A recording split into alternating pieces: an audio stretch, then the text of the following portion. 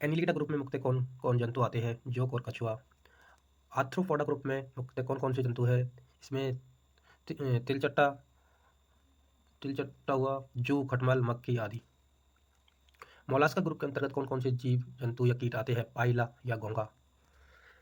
Echinodermata संगिक में मुख्यतः Echinodermata, तारा मछली, ब्रिस्टल स्टार, खीरा, समुद्र खीरा, ये मछलियों के नाम है अलग अलग। मनुष्य का पाचन क्रिया का प्रारंभ मुख से होता है। स्राव द्वारा कौन सा रक्त प्रभावित होता है? स्राव द्वारा मतलब स्राव में कौन सा रक्त प्रभावित होता है? स्राव में अशुद्ध होता है और धमनियों में शुद्ध रक्त होता है। कौन सा विटामिन जल में घुलनशील है?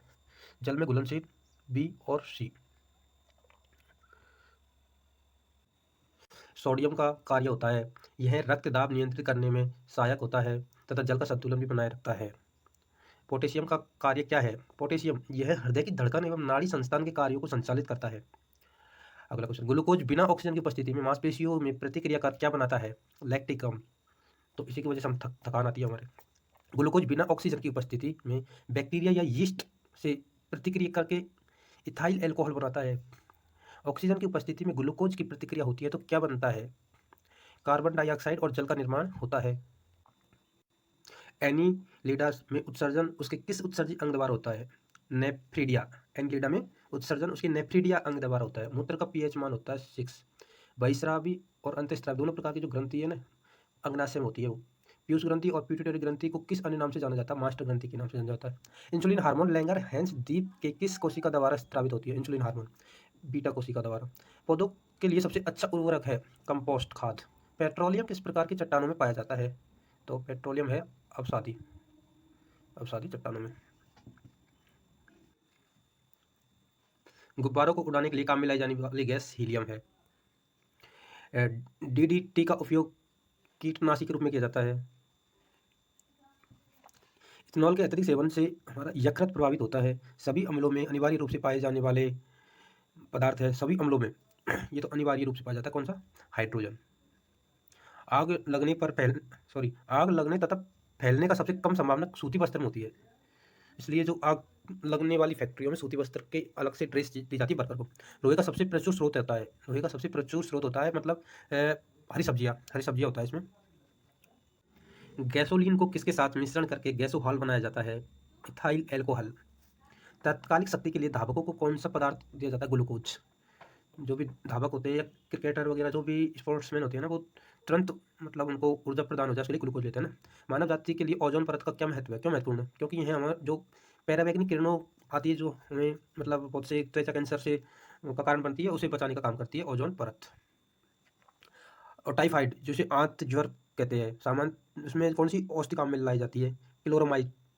क्लोरोमाइसिटिन।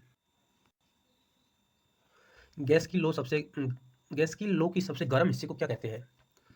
ज्योतिहीन क्षेत्र बोलते हैं उसको, ज्योतिहीन क्षेत्र। सोने का शुद्ध रूप कितने कैरेट का होता है? 24 कैरेट का। शनिवार या हिंगुल किसका अयस्क है? पारा, जिसका Hg सूत्र होता है Hg। शरीर को तापमान का नियंत्रण कर किसके द्वारा होता? शरीर मतलब शरीर का जो तापमान है उसको नियंत्रित करता है हाइपोथैलेमस। लाल अस्थि मज्जा में किसका निर्माण होता है? आरबीसी मतलब रेड ब्लड सेल।